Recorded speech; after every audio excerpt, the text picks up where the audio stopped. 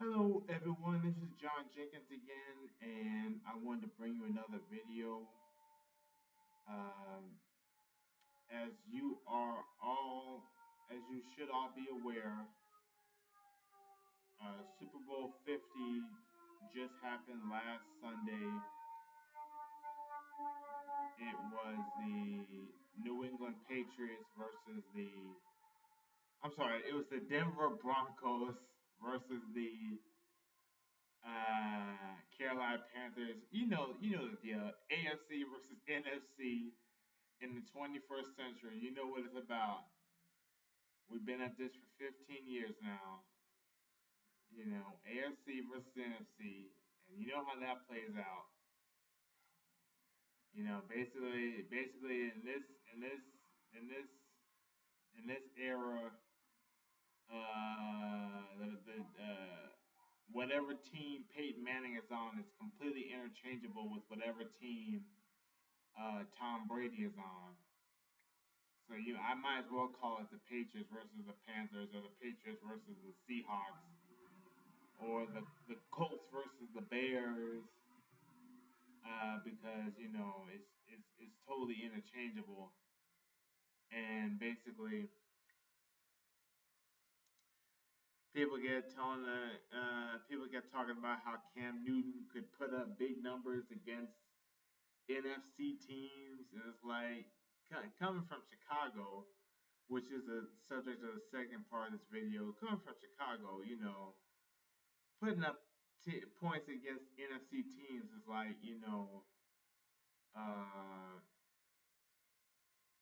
is like racing an F1 car against a bumper car. Um, so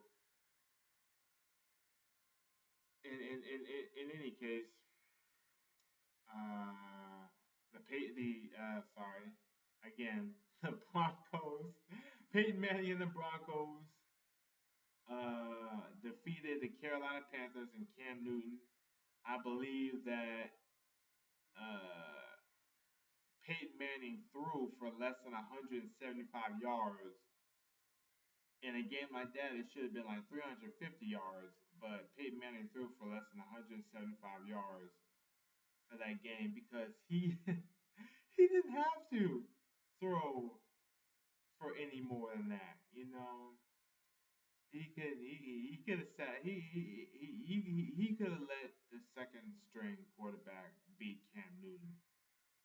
I didn't watch the game, but from what I heard of it, Cam Newton got into fumble trouble early, turnover trouble early, and I guess Peyton Manning did not want to put it in the air because he didn't want to risk the. He probably thought that the fumble disease was contagious, and he didn't want to fall into the same trap that Cam Newton fell into.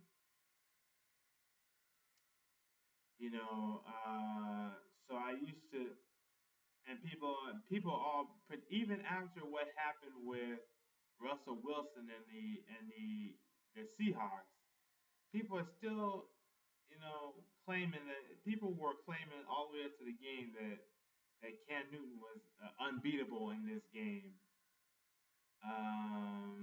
Because Cam Newton was the young strapping black man, and Peyton Manning was the oppressive descendant of slave owners in America, and that's the type of narrative that's been going on since it's been going on since since Russell Wilson versus Tom Brady. This whole nothing can stop the young virile black man and all this other stuff. But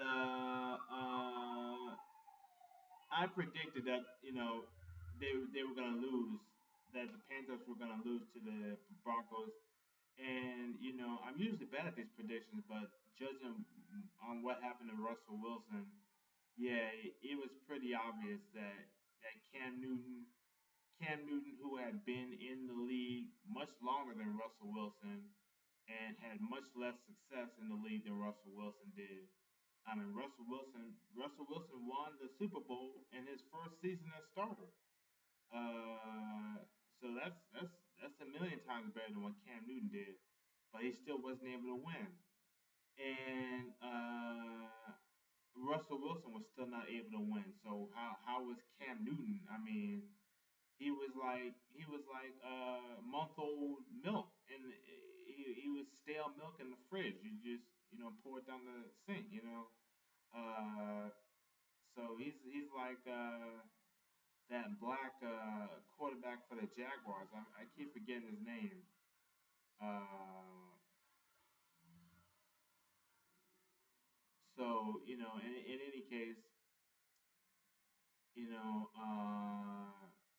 if you look at what happened, it's the disease that's been plaguing black quarterbacks since the beginning, or as far as I know, since the '90s, which was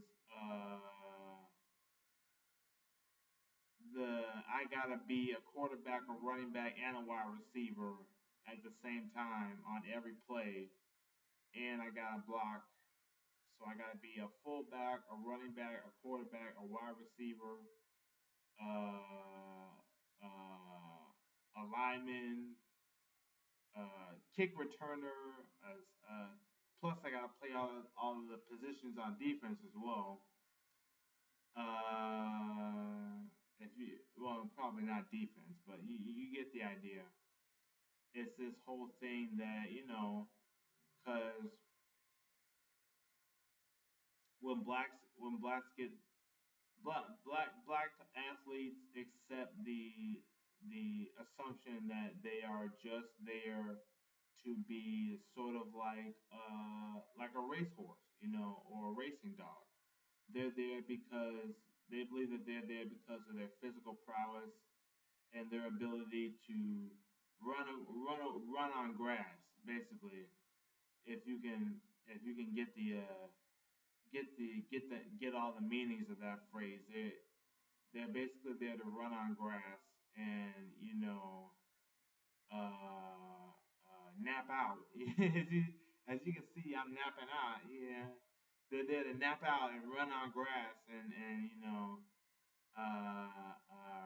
run like the slave masters after them. You know what I mean? So that's what they think they're there for. But and on top of that, if you're a black quarterback in the league, you already know that the only reason why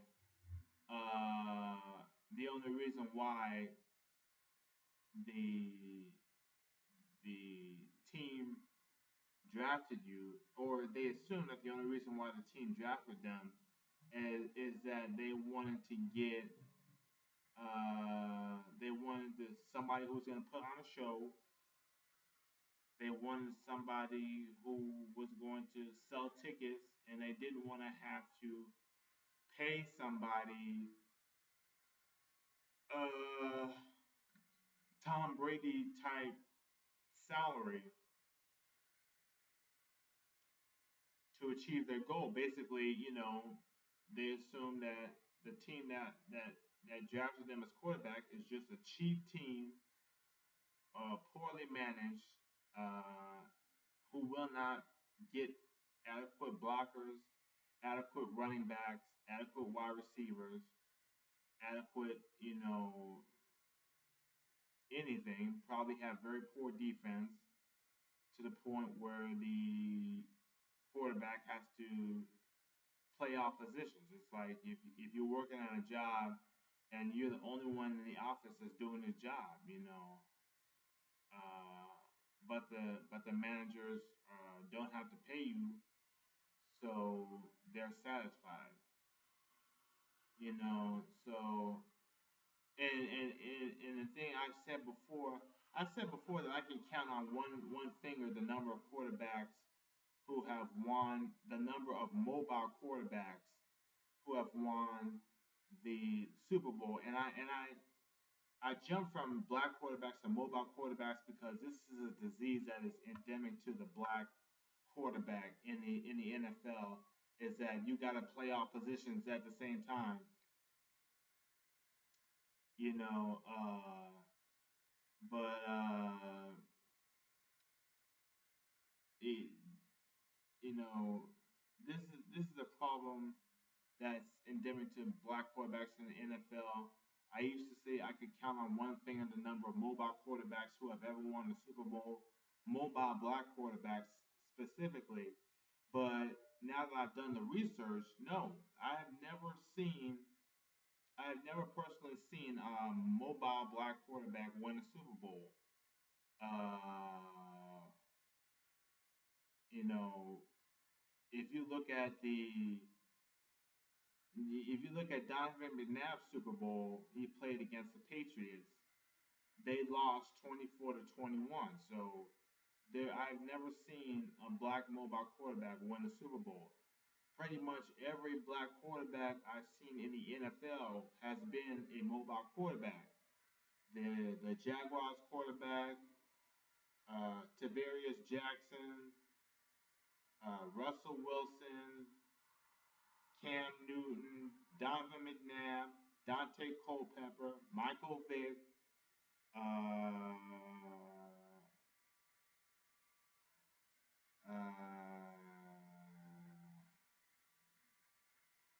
I forgot the other there was Culpepper and there was I remember there was a trio. There was Culpepper. They all played at the same time. It was McNabb, Culpepper, and another guy. And the third guy was also bald. I forgot his name. But and then there was Vince whatever. Uh, he was a mobile quarterback, so pretty much every black quarterback I've ever seen in the NFL has been a mobile quarterback. Uh,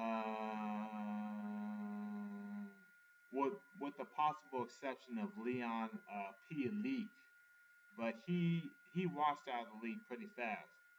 So every known, every well-known black quarterback who has ever played in the league. I don't know about the first black quarterback. Uh, I don't know about him, but everyone that I've seen in my lifetime, pretty much every black quarterback I've seen in my lifetime has been a mobile quarterback. I've never seen a black mobile quarterback win a Super Bowl in any era. Uh,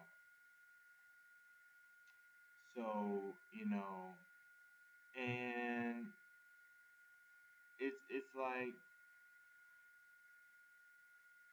black quarterbacks just have to stay in the pocket. It's like it's the simplest thing in the world. If you stay in the pocket and you just throw the ball, uh,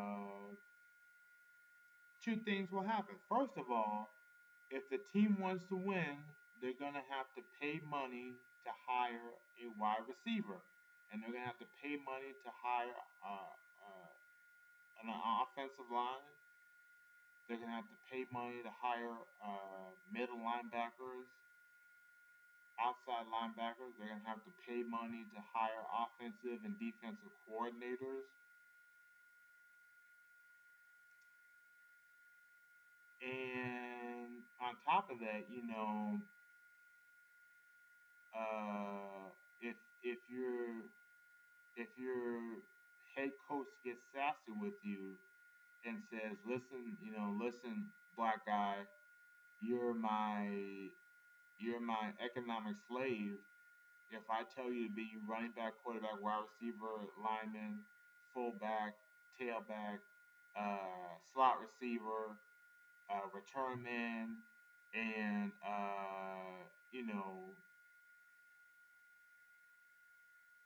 offensive head coach at the same time, you're gonna do it, because if you don't, I'm gonna send you back to the projects." Well, If you stand in the pocket and you make well well decided throws, well designed throws, and you throw at the appropriate time to the appropriate person, and you try to learn how to make completions, learn how to make completions, you know, you might end up being like the first black quarterback for the Patriots, the first, successful black quarterback for the Patriots, the first successful black quarterback for the Broncos. You might end up being the next dynasty in the NFL. You like if you do your job well, then you have the power to be traded to a better team if your team is cheap and they don't want to win. You know, you can do that. So black quarterbacks really have to stop with uh, the whole sort of John Q, the whole sort of man on fire where he's got to fight the entire ATF. I'm sorry, that was Deja Vu, where he's got to fight the entire ATF by himself. You gotta stop doing that sort of Denzel Washington. He's got to fight the entire country to keep his daughter alive and stuff like that. He's got to take a whole hospital hostage, and threaten to kill people to keep his daughter alive because everybody's doesn't care about his daughter. No one will help him but him. You got to stop that. You got to stay in the pocket and you got to say, I'm the quarterback.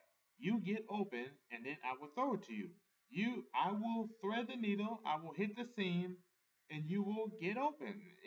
I mean, and once I actually have a throwing a threat through the air, then I can do like Tom Brady and I can be a wide receiver because nobody will cover Tom Brady as a wide receiver. They will cover him as a quarterback, you know. And that's the thing is that black quarterbacks think, oh, they won't be able to get a beat on me. I'm running from the plantation. I'm running from slave masters plantation. They can't get a beat on me because I'm moving from safe house to safe house on my way to the free states. You know what I mean? But if you are constantly running from the wide receiver slot, running back slot, tailback slot, quarterback slot, lineman slot, uh, uh, coach slot. I mean, if you're running from every position, not enough time to catch your breath. When they're getting people who are not only fresh but they have momentum in their particular job. When you do the same job for a while, you get momentum. So if that's the case, then you won't be able to compete. While you're a jack of all trades and master of none. So if you want to be a quarterback in the NFL, stop, doing the ring around the rosy dance, uh, you know, uh, and just stay in the pocket and just throw it until somebody catches it, you know. So that brings me to the next half of the video, which is Chicago sports teams, and pretty much every year since Jordan, everybody's been talking about, oh, the Bears sucked the Bulls sucked this year. The Bulls, when are we gonna get another championship? When are we gonna get another championship? And you know, uh, and it got to the point where Bulls, the the media commentators were nostalgic. The media commentators were nostalgic for uh,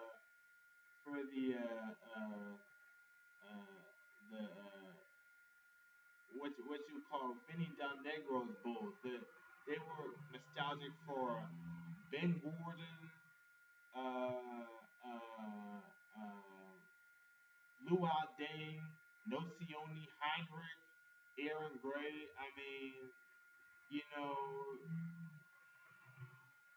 so that's what like 2010 or something something to that effect. Around 2000, 2009, 2010, they were nostalgic for that, and it's like if you're nostalgic for that, then it must be really bad now. And we've got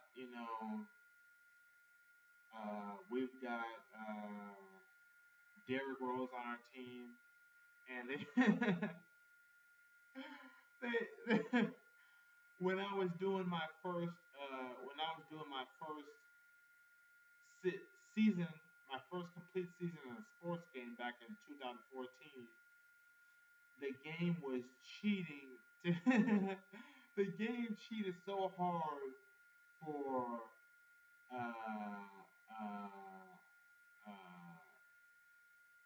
for three people, for Derrick Rose, LeBron James, and Dwayne Wade, and it's like I've seen these guys play in in the actual league, and they were not that good. It's like, and that that's the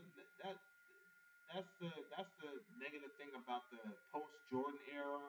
Whereas when I was growing up, they wouldn't even put Jordan in the game because they didn't want to have to cheese it up and make all these making making Michael Jordan growing wings and flying from one you know basket to the other and dunking with his toes and all this other stuff. Dunking with his tongue and stuff. They didn't want to. They knew what was gonna happen is that he was gonna be like so ridiculously overpowered. Uh, Partially because most programmers don't know how to program. You know what I mean? So they don't know how to simulate that physical ability of Jordan. But it wasn't until it wasn't until I believe was it 2009. I think it was 2009. It was definitely after 2008 when they would actually let you play Jordan in a basketball game. But the game NBA 2K14 by 2K Sports, the game cheated for LeBron James and Dwayne Wade and Derrick Rose, and it really hurt when they cheated for Derrick Rose because all the issues that go on with Derrick Rose, he wouldn't even last in the game long enough to score that many points. But people, Derrick Rose is on the real life team now, and he's certainly over the hill. He'll never, you know, he'll never, he'll always be in the shadow of Michael Jordan. I mean, every player in the league is in Michael Jordan's shadow. He turned this children's game into a business. Uh, Kids want to be like Jordan. They don't want to be like Derrick Rose. Uh, so but that's the state of the Bulls today. And we've lost Heinrich, Nocioni, Gordon. I believe we lost Aaron Gray. Yeah, we did, and they brought in. We lost Luau Deng. They brought in Pau Gasol, which is like, I mean, let's see, other teams, the Lakers, you know, the Lakers and the Oklahoma City, the Lakers and the Miami Heat make it to the finals, and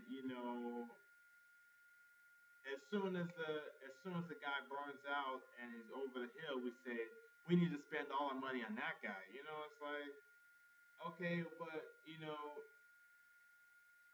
couldn't we just win the game? But yeah, when I started watching the Bulls, the football team in particular, uh, they it's like I'm sorry, when I started watching the Bears, the football team, um, I was stuck in that infinite loop that Chicagoans are always stuck in that infinite loop. Whereas they don't change a single thing. They don't change a single thing. They hire a bunch of over the hill, not just over the hill players, but over the hill management and ownership, or they have the same crotchety old uh, owners from like 5 decades ago. They pass it down, through the family like old English royalty, or they bring the same guy who managed a failing Bears team and to manage a failing Bulls team, or they have somebody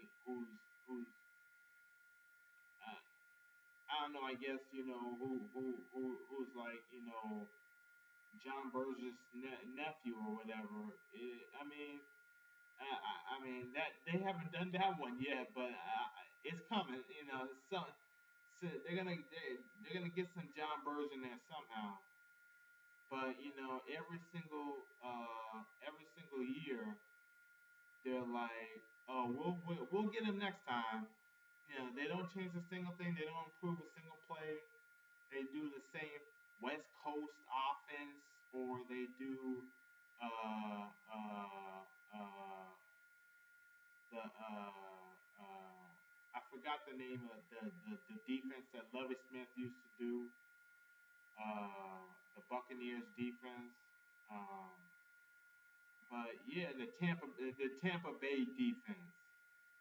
They adopted the Tampa Bay defense, and no matter how badly they lose, no matter how many times they get run on, and it got so bad that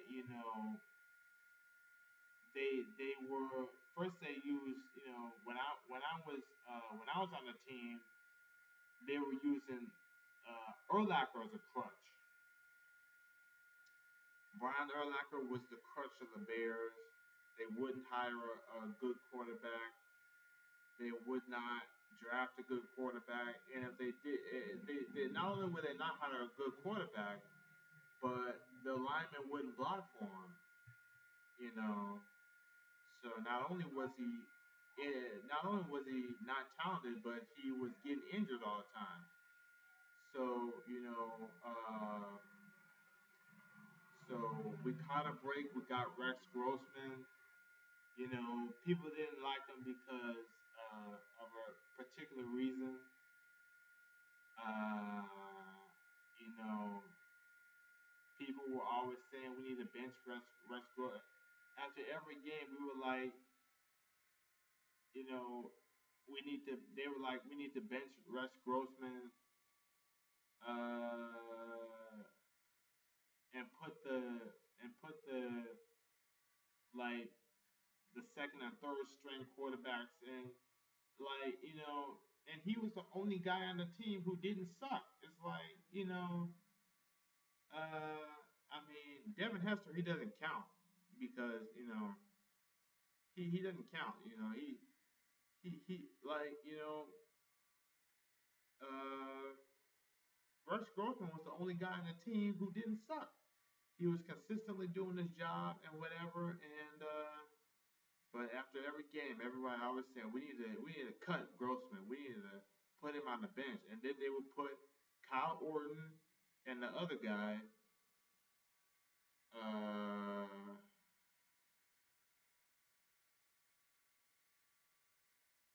Todd Orton and the third guy. There was two other white guys, second and third string quarterback. And they would just put them in the game, and they couldn't even like. I mean, they couldn't even like get out of the huddle. It's like they couldn't even lie. They you know the ball would be snapped, and they would just stand there and wait to get sacked. It's like you know. So that was the era that I watched the Bears. You know, and I was always rooting for the team. I was always giving suggestions on the Sun Times blog on the Sun Times forums and telling them what they needed to do to improve the game. And I thought I was making a difference. I thought they just needed a little bit of help. But uh, I, you know, Chicago sports teams are failing on purpose. And they're doing it because they see Chicago residents failing on purpose. If you look at the way the city is run, since I was a kid, it's been like 500 murders a year. Uh, high school dropout rates. High poverty rates.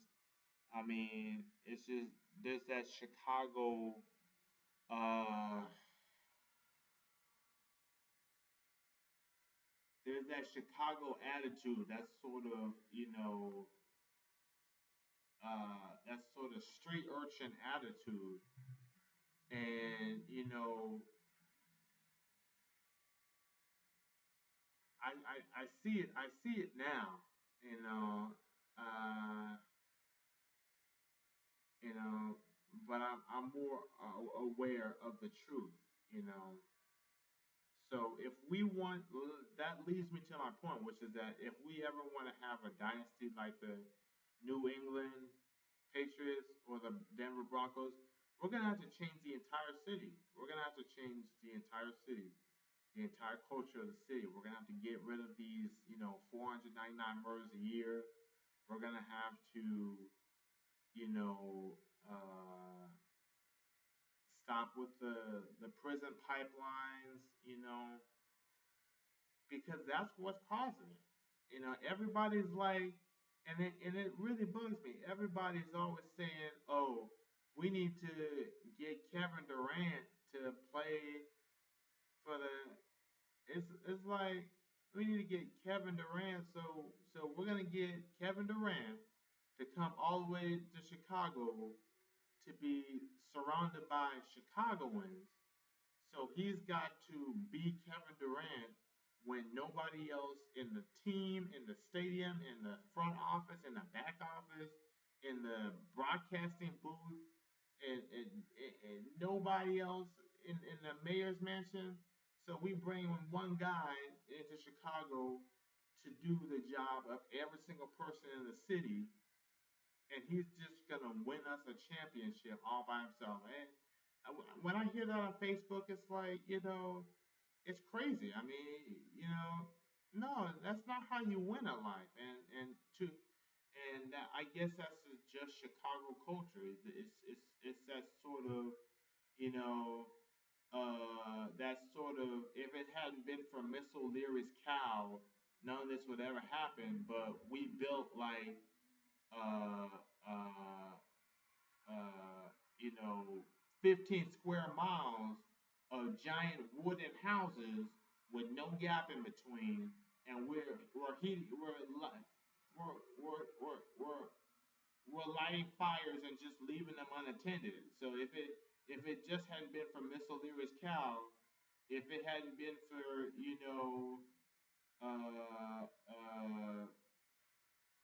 that one last guy who threw that candy wrapper into the Chicago River when we've been dumping toxic waste in Chicago River for so long that we had to reverse the direction of the river just so we wouldn't die.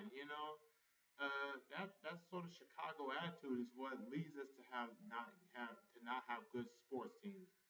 And when we change Chicago and we change all of our minds,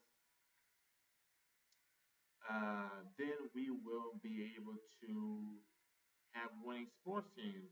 You know, but if we do change our minds and we do think more responsibly, I mean, we probably won't even care whether or not we have winning sports teams. So that's that. You know, I wanted to get two things done today. So that's all I wanted to say. So let me know what you think and have a nice day. Bye.